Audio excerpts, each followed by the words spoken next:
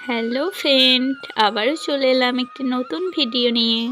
আজকে বানাবো pasta recipe. সকালে খাবার কিছু ছিল না, তাই ভাবলাম একটু পাস্তা বানিয়ে নিই। তো আমি আগে পাস্তাটাকে সেদ্ধ করে নিয়েছি। তারপর এখানে ভেজে নিচ্ছি আলু।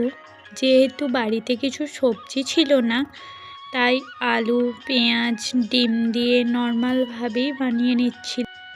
দেখো, এখন আমি ডিমটা ভেজে নিচ্ছি। ডিমটা ভাজা হয়ে আসার পর আমি এখানে কড়াইয়ের মধ্যে পাস্তাটা দিয়ে নিয়েছি।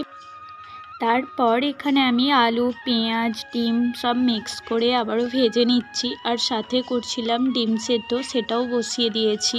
চলো, আমার পাস্তা বানানো প্রায় হয়েই গেছে। এবার আমি খেতে থাকি পাস্তা। আমার এই ভিডিওটি যদি তোমাদের ভালো লেগে থাকে, লাইক করে যাও আর আমার চ্যানেলটি সাবস্ক্রাইব করে আমার পাশে থেকো। বাই।